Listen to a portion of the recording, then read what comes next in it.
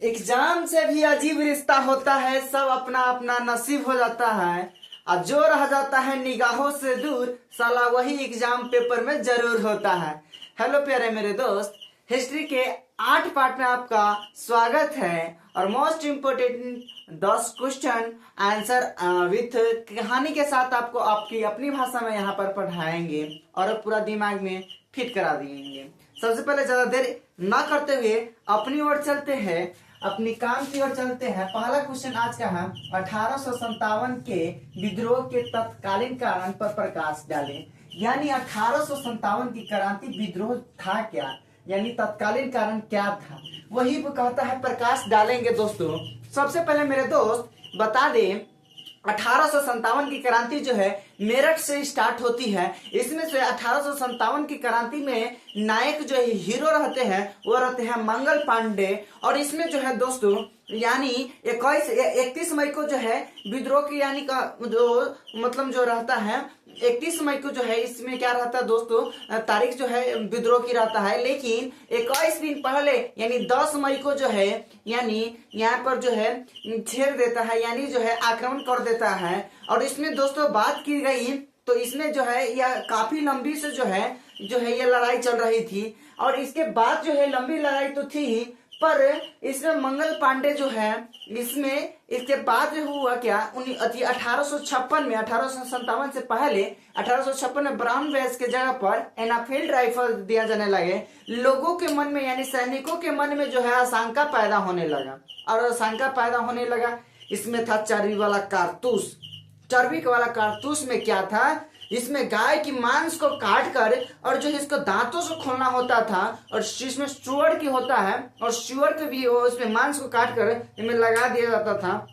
और उसको चलाने से पहले राइफल्स को क्या किया जाता था दोस्त, उसको दांत से खोलना पड़ता था। और जो है वो धर्म के विरुद्ध था और इसीलिए मंगल पांडे ने और इसे मानने से इनकार कर दिया और सर्जेंट को वहां के गोली मार दिए। और इसीलिए मंगल पांडे को 8 अप्रैल 1857 के जो है छावनी में और जो है फांसी पर चढ़ जाते हैं।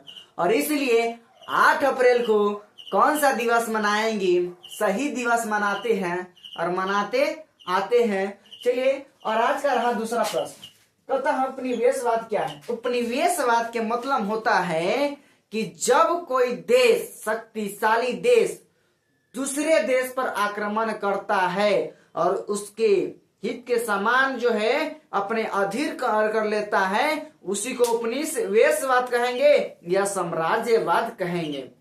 बात समझ में आई। जैसे मेरा दोस्त है ज्यादा शक्तिशाली है और जो है अपने कमजोर दोस्त को मार थपड़े जो मारबो करता है उसका सामान भी छीन लिया यानी उसका अधीन कर लिया, उसी को उपनिवेशवाद या साम्राज्यवाद कहेंगे। बात एकदम टनाटन समझ में आता होगा। समझ में आई बात।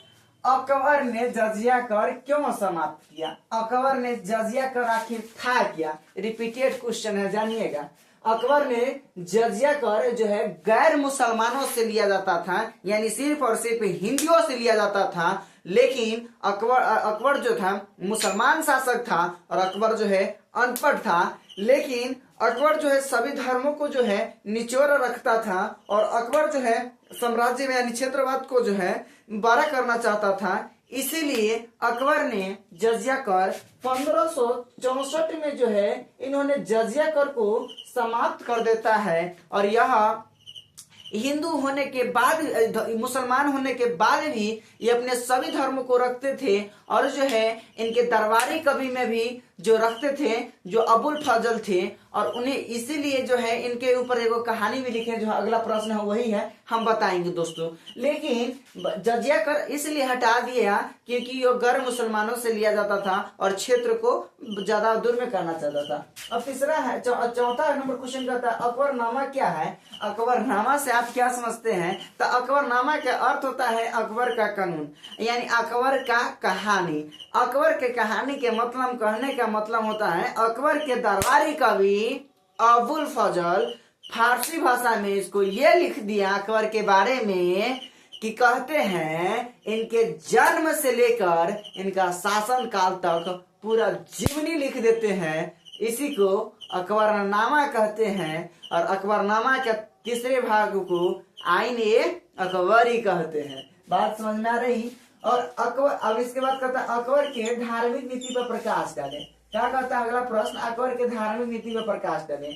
अकबर जो था अनपढ़ महान शासक था, लेकिन इनके जो है महान कहने के पीछे जो है तर्क है और इन्होंने सभी धर्मों को निचोड़ रखता था और कोई धर्म को जो है विरोध नहीं करता था और अच्छी अच्छी बातों को संग्रह करता था। इन्होंने तीर्थ यात्रा हटाया, यानी तीर्थ यात्रा 1562 में हटाया। इसलिए हटाया क्योंकि इसको क्षेत्रवाद को ज्यादा दूर में बढ़ावा करना था और इसको क्षेत्र यानी कहीं जाएंगे टैक्स लगा देगा, तो इसीलिए दोस्तों टैक्स को समाप्त किया। इसीलिए इसके दरबार में आए 1562 में दास प्रथा हटा दिया।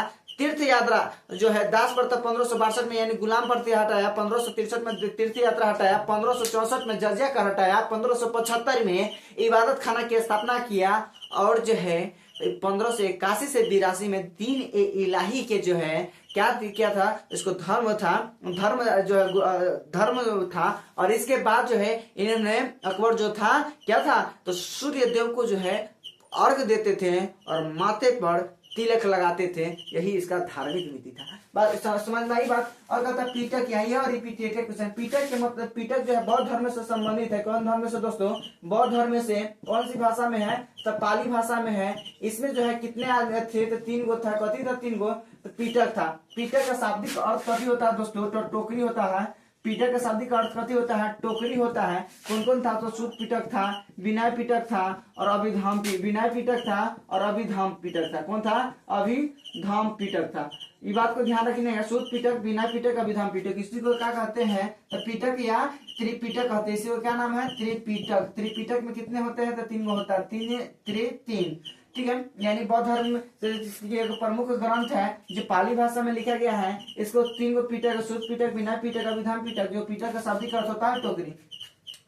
आगम क्या है दोस्तों? एगो होता है आगम, हम बता दिए हैं, लेकिन जो हमने जातक नहीं बताया, इसलिए हम जातक इसमें बताना चाहते हैं। जातक जो है बौद्ध धर्म से संबंधित है और आगम जो है जैन धर्म से संबंधित है और जातक जो कौन धर्म से?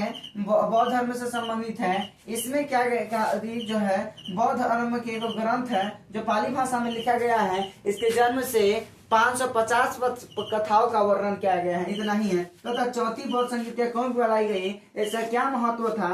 तो आपको ये बता दे दोस्तों, चौथी बौद्ध संगीतिया इसलिए बुलाई गई थी। चौथी बौद्ध संगीतिया जो है कश्मीर के कुंडल वन में जो हुआ था, बिहार के कश्मीर के कुंडल वन में वसुमित्र की अध्यक्षता में हुआ था। इसमें जो पहले शुरू में जो होता है कौन सी भाषा में होते हैं? तो जो है शुरू में जो है पाली भाषा में होते हैं। समझ में आई बात। और जो पहले संस्कृत भाषा में होता है। इसके बाद मेरे दोस्तों क्या कौन सी में पाली में हो जाता है और इसीलिए हीनयान और महायान 2 गुटों में बट गया और इसी को समस्या के समाधान के लिए बुलाई गई थी, यानी जो संतों के समाधान के लिए बुलाई गई थी। इतिहास के लेखन में अभिलेखों का क्या महत्व है? अभिलेख यानी लेख, समझ रहे? अभिलेख के मतलब होता है यानी ताम्रपत्र पर लिखा गया अभिलेख को ही अभिलेख कहते हैं। समझ में आई बात। यानी इतिहास में खान पान, रहन सहन, बोल चाल की भाषा, रीति रिवाज के बारे में अध्ययन करना ही इतिहास लेखन कहलाता है। जैसे पुराने जमाने में हमारा दादा परदादा जो है कैसन था, तो उस जो है लिखा हुआ पत्र पर जो है लिख के जो है ये पता चल जाता कि हमारे जो है चाचा अंकल जो है कैसे थे, ये स्पष्ट रूप से पता चल जाता है। और कहते हैं आज का लास्ट प्रश्न है, कहते हैं कांग्रेस में उग्रवादी की भूमिका परीक्षण करे। आप देखिए कांग्रेस कहने का मतलब जो है क्या होता है? कांग्रेस में उग्रवादी कौन था और भूमिका परीक्षण दे, यही क्वेश्चन है। कहता है कांग्रेस में जो है उग्रवादी कौन था? उग्रवादी के मतलब होता है गुस्सा होना या जो है कोई चीज जल्दी जो है पिताना, इसको इसी भाषा में बोलते हैं। अपना देहाती लैंग्वेज में हम पढ़ाते हैं, आपको भी पता होना चाहिए। यानी कांग्रेस में उग्रवादी की भूमिका के क्या होना है? जैसे में कहने का मतलब 1905 से लेकर 1919 के बीच में दोस्तों इसमें जो है काफी जो है कांग्रेस में जो उग्रवादी लोगों ने आ गया था। इसमें जो है बुजुर्ग कुछ नेता थे, लेकिन उनको बात कोई मानवे नहीं करते थे और उनका बात जो है 1967 में भी शायद बंटवारा हुआ था कांग्रेस के। 1907 में सूरत अधिवेशन में नरम दल और गरम दल जो है कांग्रेस जो है बट गया था, आपको भी पता होना चाहिए। इसमें क्या होता, नौजवान जो नया नया नेता बनते थे उन्होंने उनका बात जो है बुजुर्गों की बात सुनता ही नहीं था, इसीलिए इसी को कहते उग्रवादी नेता कहते हैं। तो कौन था? तो आप सुने होइएगा लाल बाल पाल, लाल बाल पाल, यानी लाल बहादुर शास्त्री, बाल बिपिन चंद्र होते हैं, अब पाल बाल गंगाधर तिलक। तो दोस्तों यही तीनों था। आज का प्रश्न कैसा रहा कमेंट बॉक्स में आप जरूर बताएं। वीडियो देखे हैं इसके लिए आप सभी को बहुत बहुत धन्यवाद। और ऑल ऑफ यू मेरा my friend dear, thank you.